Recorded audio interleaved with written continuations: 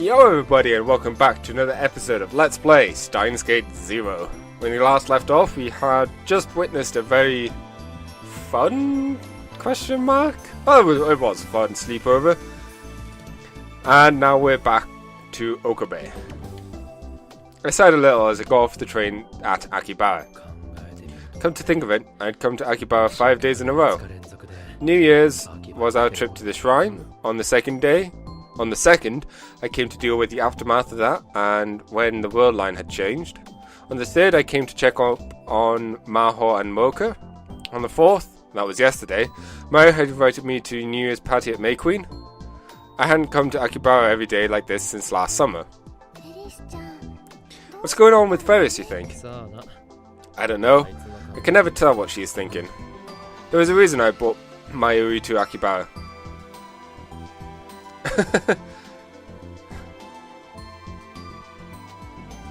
Oh no, I want to read. I want to read. Let me read it. Basically, she wanted. Basically, something bad had happened at Ferris's home, and she wanted my help. Did something happen to Hyujo and Mocha? Everything seemed normal when I talked to Ferris yesterday. That's not true. Ferris had been working really hard the last few weeks, and she was getting really tired. But she never complained, no matter how hard it gets. She's always cheerful. But this time, she actually came to you for help. Something really bad must have happened, maybe. Okay. Let's see what this is about. Ocarine. Ocarine! Big trouble! Nah. Dow. Tonight, the 32,000 year cycle will complete, the planets shall align, and the stars become right. Yeah. The last seal will break, and he who waits dreaming shall revive, and the last continent of the lost continent of Ralia return. Yeah. But anyway, there really is trouble. Yeah. I'm really sorry, but come to Ferris's house as soon as you can. Ferris has to work all day today, so you're the only one I can ask now. You know what I mean when you get here.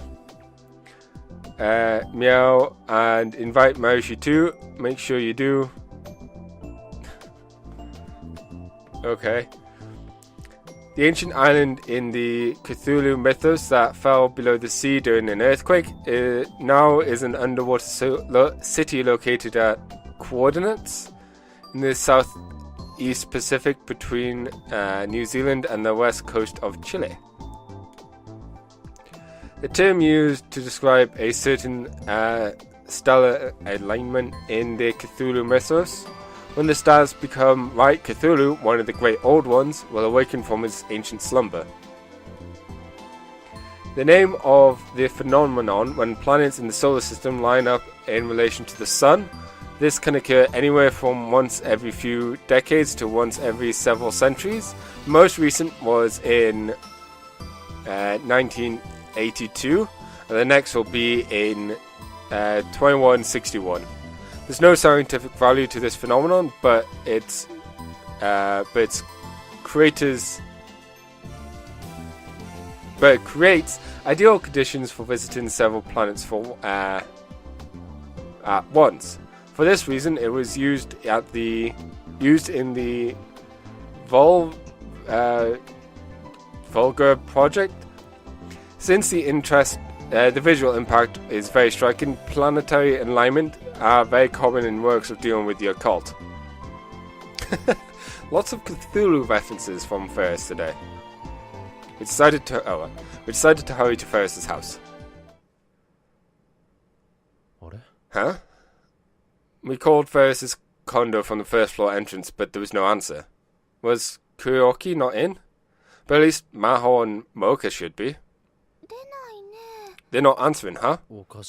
That's strange. I tried again, and this time got a response. Hello. Oh, this is Okabe. Yes. The mistress told me. Come on up. Mary and I looked at each other, shocked by the tone of his voice. Even when he came to greet us, Kuroki was too exhausted to give his usual elegant welcome. Master Okabe.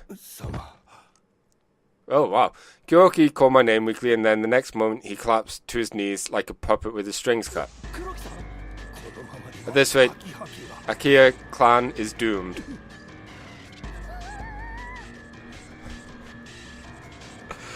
Sorry, I was just freaking out. Kuroki, what's going on? Okabe, you must escape. You mustn't stay here. What happened? I don't know. I can't believe the things I've seen. Seen? What do you see? Kuroki tried to say something, but then gave up and shook his head. And then he slowly raised his arm and pointed to the end of the hallway. The guest room. In there. What? That's where Sorry, I've just got a feeling that this is going to be very anticlimactic. That's where Moha and Mocha were. Did something happen to them? Mari, take care of Kuroki. Okay. I left Kuroki and Moki's care and ran to the guest room. The door to the guest room was shut. Hi Joe, Kiri and Mocha, are you alright? Either of you answer me. Damn it, I'm coming in. How? How could this have happened? I couldn't believe my eyes. The scene was indescribable.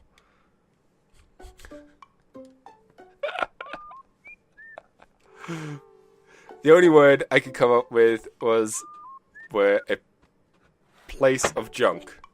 A palace of junk. The desk and bed were still where they'd been, but everything else had changed. Books, notepads, and other strange objects were piled up to the ceiling in layers. What may have started as a temporary pile of books had become a wall that reached the top of the room.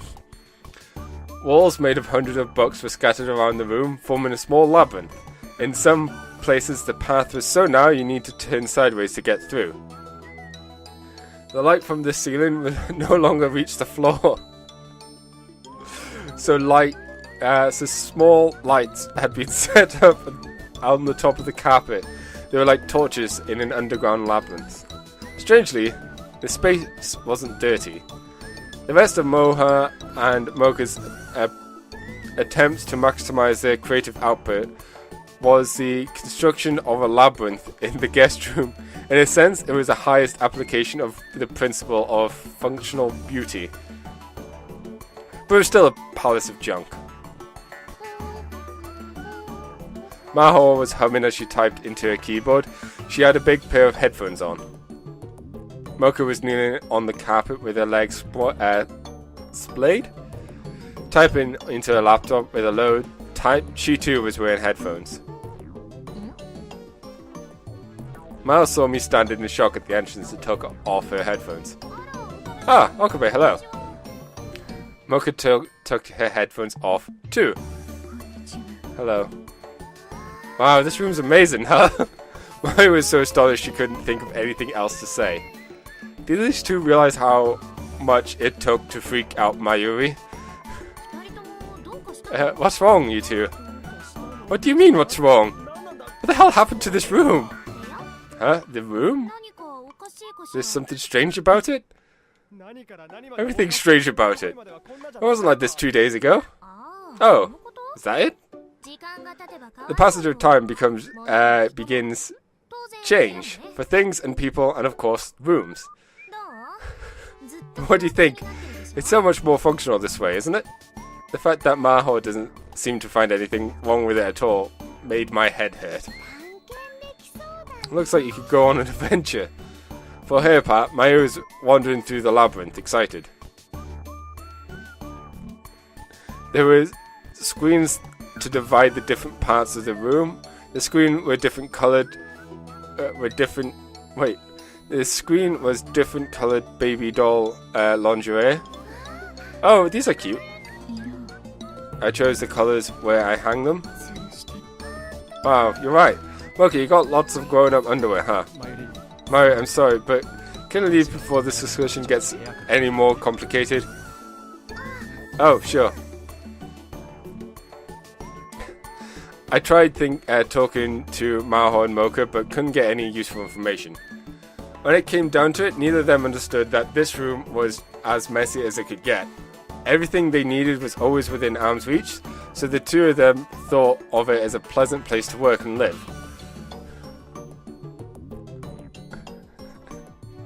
This was definitely the reason why Ferris had come to me for help, and why Curie seemed to be on the verge of death.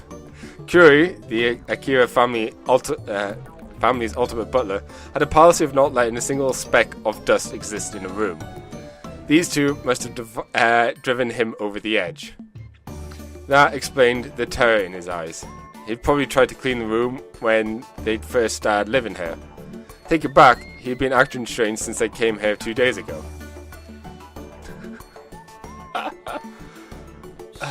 But why did Ferris come to me? I don't know why she told me to bring Mayuri either. Mayushi has a brilliant idea. Ferris probably wants this room cleaned up. That's why she called Mayushi. If you came along, you might have given up, right? Bingo. Yeah, probably. I was looking at the entirely new structure. It wasn't something you could just clean up. If I'd come here, I might have just turned tail and run.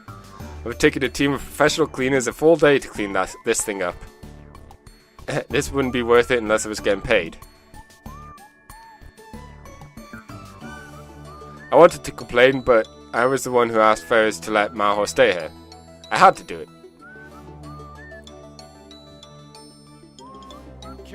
We're cleaning up this room today. No complaints, okay? This is the lady of the house's orders. Yeah? I'm not sure I agree, but whatever. Got it. Okay. I have to call everyone I can think of to come help. But where do I even start? I know. Moshi has another brilliant idea.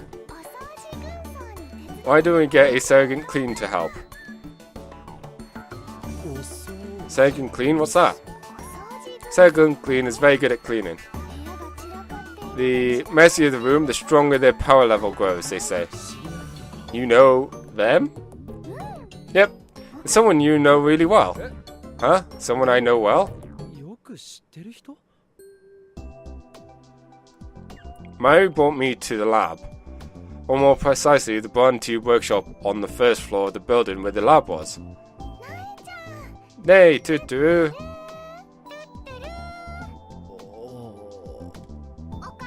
Hello, Uncle Ocarine. Mayuri. Is Nay your Surrogate Clean? Yep, that's right. Nay's really good at cleaning. She cleans the store and her home every day, right? Do you? I do. Daddy wipes down the blonde tube every day, but I do all the rest myself. Come to think of it, I've never seen any garbage on the floor on the blonde tube workshop. Oh, it's not that Daddy doesn't like cleaning. It's just I really love it. Whenever I see garbage on the floor, I feel like I have to pick it up. Mommy used to always say that a messy room indicated a messy mind. Wait, didn't Nay's mother died in childbirth? I see, but why Surrogate Clean? Or did she die when she was young? I can't remember. Nay's eyes went wide when her face blushed. Big Sis Mayuri. I told you not to tell anyone. Sorry, but we need Surrogate Clean's help. I'm not a surrogate or anything like that. I just get excited when I'm cleaning. It's true. Nay looked like she was on the verge of tears. Well, the girl her age wouldn't want to be called surrogate, maybe. Hey Nay, can you do it? Can you help Moshi and her friends? You won't call me surrogate anymore? Yep, I won't. Then okay. I'll clean. I want to go to Miss Kitty's house too. Oh, but I don't want to go alone. Don't worry, everyone will come with you. Right, Ocarine? Yeah, I'll ask everyone I can find. Okay. I'll get ready, so wait for me. I'll go home and get the hat. They ran off towards the station. The hat? What's she talking about? You'll know soon. Slightly worried. 30 minutes later, Fubuki, Katie, and Dao were the ones who answered my call. We met. Of course, Dao would be there. We met up in there and headed to the garbage pit that Ferris's condo had become. And then, Sarah Clean revealed herself before us.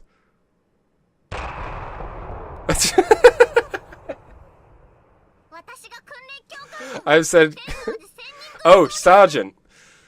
Oh my god.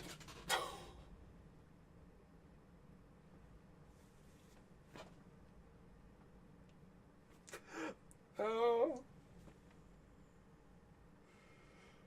Oh. I'm such a horrible reader.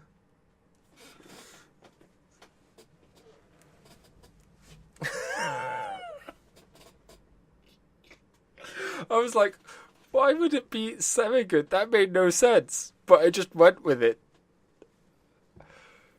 Oh, I'm so glad I realised. And why is she now saying Sergeant Clean? I thought she didn't like the name. Also makes more sense. I am Sergeant Clean, your drill instructor. Listen up, until this room is clean, you are inchworms, the lowest form of life on Earth. I just noticed the title, her name, First Sergeant Tanuji. You people are not appliances, you aren't worthy of being called vacuum cleaners. You're only good for stretching out and squeezing up on top of a leaf. Because I am hard, you will not like me, but the more you hate me, the more you will learn. I am hard, but I'm fair. I'm only interested in getting this room sparkling clean. Got it, inchworms? What is it? What the hell is that? Nay's personality kind of changes when she cleans, you see? That's not a personality change. She's a totally different person. A cute little lolly reveals herself to be a sadistic sergeant that curses you out. In this world, that's a good thing. Dao, can it? I hope she can get nice and flirty once we're done cleaning. She's Mr. Bond's daughter. Like, now that the room's clean, I'll clean you up. Who said that? Ah, Mom. I said it, Mom. No talking. The only words out of your filthy sewer holes will be yes and no. Got it? And you will say Mistress Nay before every word. Got it? Mistress Nay, yes, Mistress Nay. Can't believe it. A real life.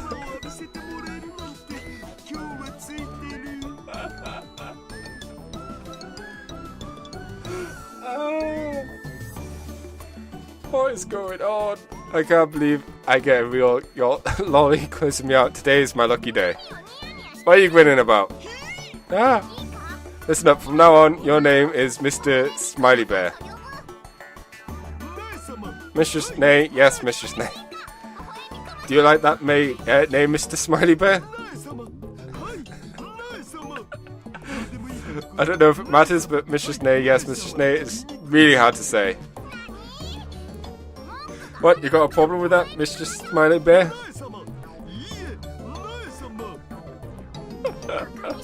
Are you screwing with me, Mr. Smiley Bear?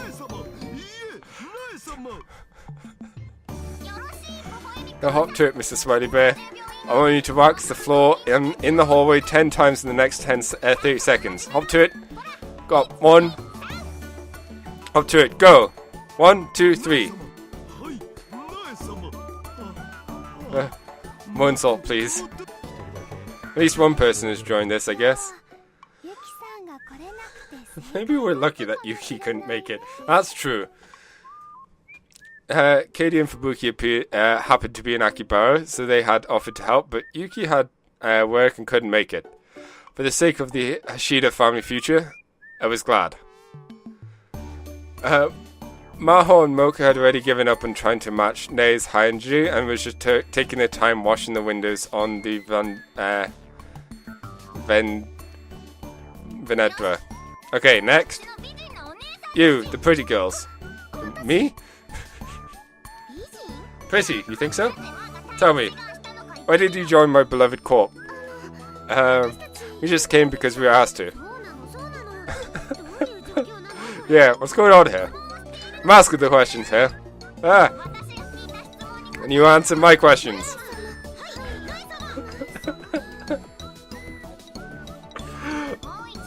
I'll ask you one more time. Tell me, why you volunteered for my corp? Mr. Say, to clean Mr. Schnee. Let me see your clean faces. Clean faces? Come on, let's go, Katie. Huh? What? Ain't cleaning hell? Fubuki's really getting into this, huh?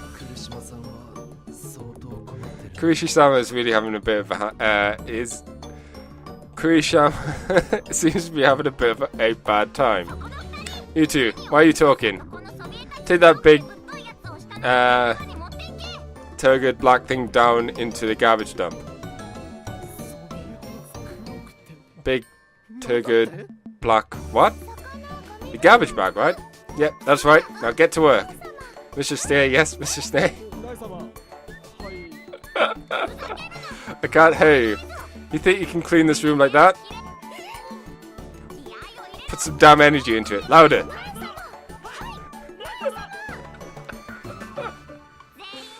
And the rest of you, if you've got time to grin, you've got time to carry garbage. What the hell is Mocha and Maho doing right now? Once this is done, you'll polish every doorknob in the house until it shines. You will not laugh, you will not cry, you will polish tables and you will be glad to do it. In a minute, personnel. Oh my god. And so the sergeant kept us cleaning until late into the night.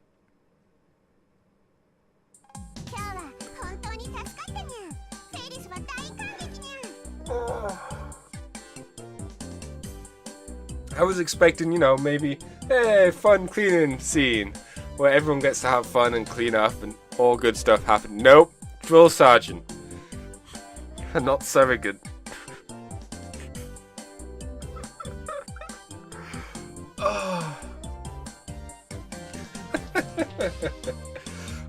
Thank you so much for helping today. I'm so happy. I was worried for a while, but thanks to you, I've recovered. I made a special dinner tonight, so please enjoy. I'd like to ask you to ask today's hero, Nay, to do the toast. Me? You're the perfect person to do it, Sergeant. Uncle Ocarine, you promised not to say that. Oh, come on, you can do it, yeah? Okay.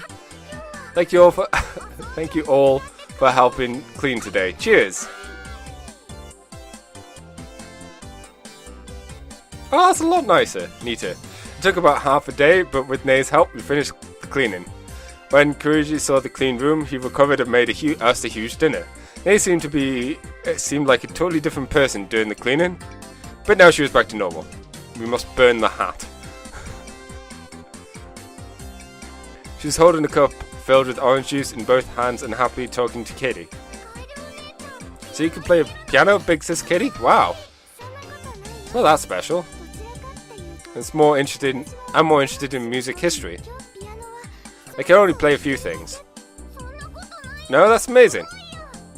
Kitty's modesty was only setting Nei off even more.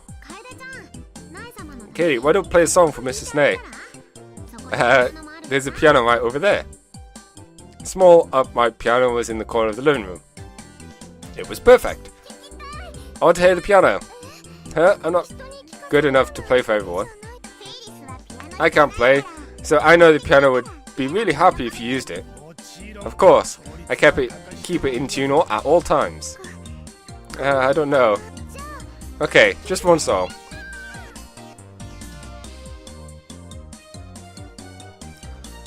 And lifted the cover over the keys. Wonder what song it's gonna be. What should I play? She seemed happy as she stared at the keys and thought. Maybe you know this one, Nei.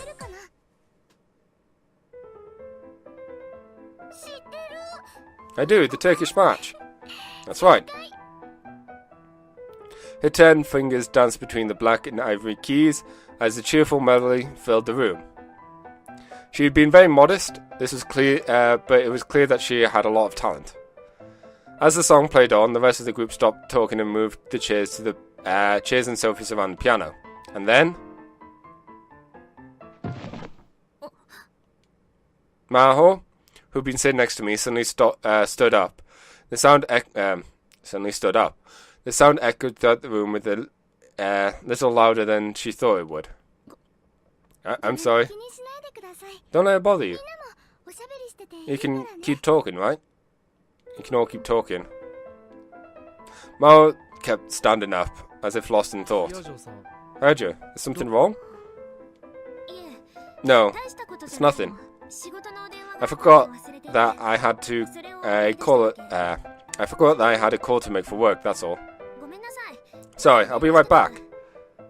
Maho quietly left the room. It felt like something was strange. I thought for a moment that she was suddenly looking... I thought for a moment, and then suddenly looked where she had been sitting. Maho's phone was still on the seat. She wasn't making a call after all.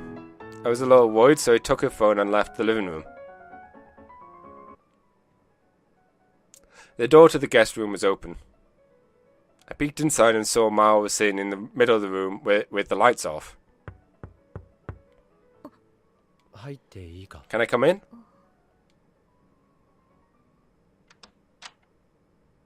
She didn't tell me no, so I went inside and put the phone on the desk. You left it on your chair. You can't make any calls without this, huh? Thanks. I didn't realize I'd forgotten it. You were really upset, huh? Upset? If you want to talk about it, we can. Yeah. It's not that big of a deal, but maybe telling someone would make me feel better. You know the title of the song she was playing? The Turkish March, right? Yeah, it's Mozart. More precisely, K331, Mozart Piano Sonata number 11, third movement. Sonata number 11 has 3 movements, and the third, the Turkish March, is very famous. But I actually like the melody from the first movement more. And Chrissy said she did too. I was just remembering that. Okabe, have you heard of a movie called Amadeus? I wasn't sure how to handle the sudden change of subject. I know the basic plot, I guess. It's about a musician who is jealous of Mozart's talent, right? That's right. Antonio Salieri. In the movie, he was depicted as a man whose life was ruined by Wolfgang Amadeus Mozart. He had a bright future as a musician, but Mozart's God-given talents made him jealous and drove him to despair. While everyone else was bewildered by Mozart's strange antics, he was the only person to see the talent underneath. The talents that given him the name Amadeus, beloved of God.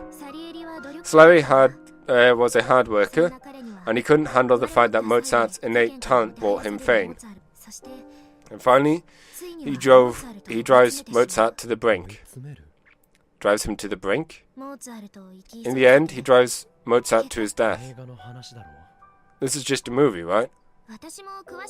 I don't really know the details, but I had heard that there are some strange circumstances surrounding Mozart's death, and that he could have been poisoned. There's a theory that Salieri may have poisoned him. A month after Chrissy died, the school networks got a big update. Maha jumped to another subject again, and so we all had to pick new usernames. I picked Salieri without really thinking about it. I wanted to go with the name of the AI. I wanted it to go with the name of the AI, Amadeus. I knew that. I'd seen her log in once in Wako City's offices. But maybe there was more to it than that. More to it? What do you mean? Maybe I named myself Slurry because of not because of Amadeus, but because of Krisu. To me, Krisu was Amadeus. In other words, Maho recognizes Krisu's talent more than anyone, and at the same time, she was more jealous of her than anyone else in the world. Just like Slurry. I didn't know what to say. I could see Maho's shoulders shaking a little, and then both Maho and I turned in the direction of the noise. Mocha was standing outside the door looking troubled. I'm sorry. It's fine. Don't worry about it. What's up? We need to get Tanuji back home. You're right. I'll walk her home. Just give me a second. Hyojo, you okay? Huh? You look like you're in pain. Yeah, I'm fine. I haven't moved around like this in a long time, so maybe I'm a little tired. I see. Okay, I guess. See you later. Mocha went back to the living room. That was a surprise. I'd never seen Mocha talk so much before. I'd never seen her talk that much in any word line, actually. And what more, she was able to read Maho's expression and even worry about her. Maybe living with Maho was having an effect on her. Sorry, Okabe. Forget what I just said. Huh? Okay. Sure. Thanks for listening. Anytime, I guess. Maho smiled a little and left the room.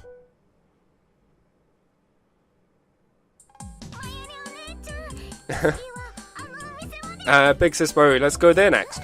Okay, let's go. Ready? Start.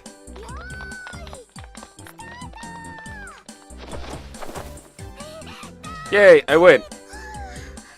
I lost. You run so fast now. Both of you, it's not safe to run where it's this dark. It's fine, right? Right? It was getting late, so the cleaning party ended as soon as Nay left. And Mayu and I had gone to get Sergeant Clean's help, so we were responsible for getting her back to the Bond 2 workshop. Oddly enough, Maho had said she'd wanted to take a walk and came along with us. Okay, next we race to that store. Alright, Marisha won't lose this time. Ready? Start!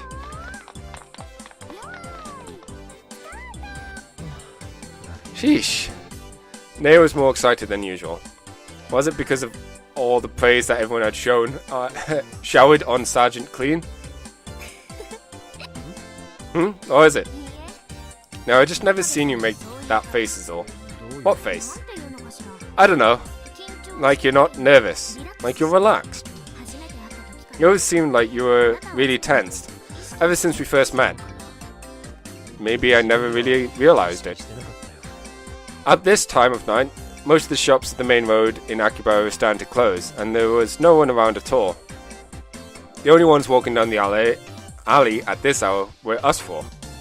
I looked up and I could just barely see the stars past this clear winter sky. Hey, Hyojo. There's something I need to tell you. About Krisu. Krisu was...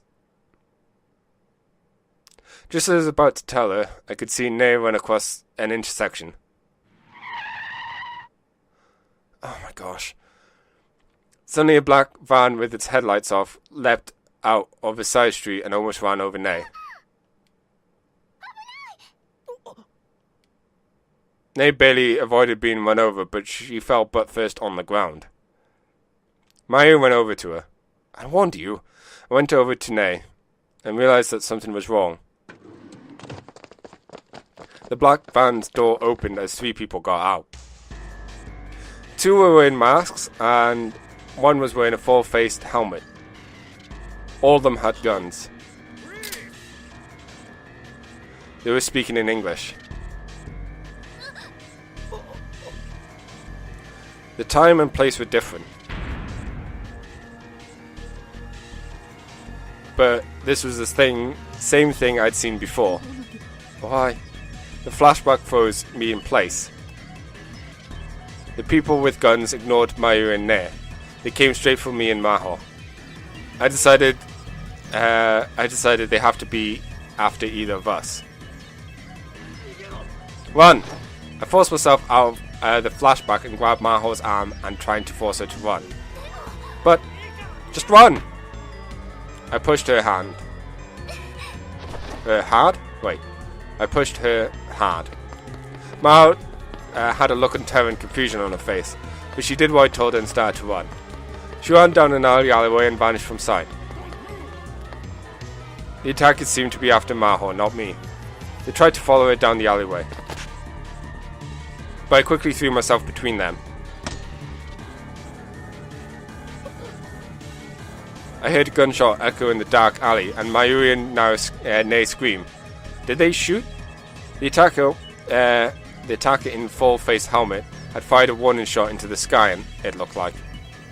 Firing a gun in a Tokyo street was sure to get the police attention. Did they just not care? I looked close and realized that the addition of their black helmet, I looked close and realized that in addition to their black helmet, they were wearing a black motorcycle suit. At a glance, I could tell the wearer was a woman. A woman. The black face mask kept me from seeing her face, but was it Mocha? No, that was impossible. She should be at Ferris's right now. The woman stood in front of me without a word. Are you after Hyuja? If they were after Maho, I wasn't sure if it was a good idea to let her escape or not. The woman in the motorcycle suit kept her gaze locked on me at all times as she gave the other two men hand signals. They headed for the alleyway that Maho had used, with their guns at the ready. Wait! I yelled, but I hesitated to do anything more. Those bulky guys could catch up with Maho almost immediately. But if I resisted, I'd put not only my own life in danger, but Mayuri's and Nei's as well. Damn it, please get away, Maho. I prayed as I watched the attackers run down the alleyway. Suddenly, one of them came flying back out the alleyway. The other one was crawling backwards with his gaze locked into what lurked in the alley's rear. It was as if he'd run into a bear. Someone was in that alleyway. Who? Suzaha?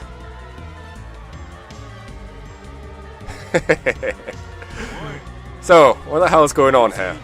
A large muscular man appeared from the alleyway. It was Yogo Tanuji. He'd come all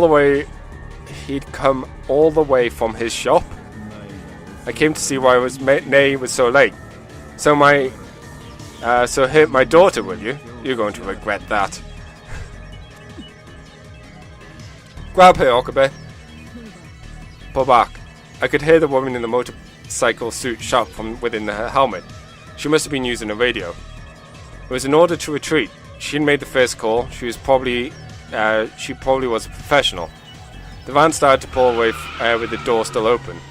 The driver must have still been inside. Mayuri and Nei were both sitting on the ground, but evidently they were okay. The woman in the motorcycle suit turned around and tried to escape using another alleyway. Wait! I chased after her, but she suddenly spun around and hit me with the stock of her gun. It was so sudden, I didn't have a chance to dodge, so I took the blow right in my jaw. I fell to the ground. I couldn't move. I just hoped Maho made it away okay. That was the only thought before I passed out. And now we're switching to Maho's perspective.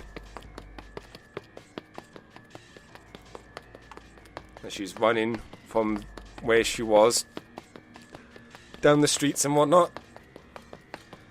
I think this is going to be where I end this episode. It's hard. I know an ending is coming soon. And it's always hard to know whether or not I should just continue or not. But we'll see what happens. Man, this has gone from one high to a low to a high to action scene. It's all over the place, but they handle it quite well, and especially with the world lines and whatnot. But man, Also, I feel so dumb. Surrogate clean. That doesn't even make sense. At least I figured it out. And so far, at least Nay wasn't hurt from the car. So yeah, I hope you all enjoyed. And I'll catch you in the next episode where we find out what is going on with Mahorn, whether she escapes or not. Till next time. Oh, also just realised, it's interesting. The woman, that's Kagari, right? So she's now back in the hands of the company. So what happened to Suzuhan Luca? Huh. Well, maybe we'll find out next episode. Bye!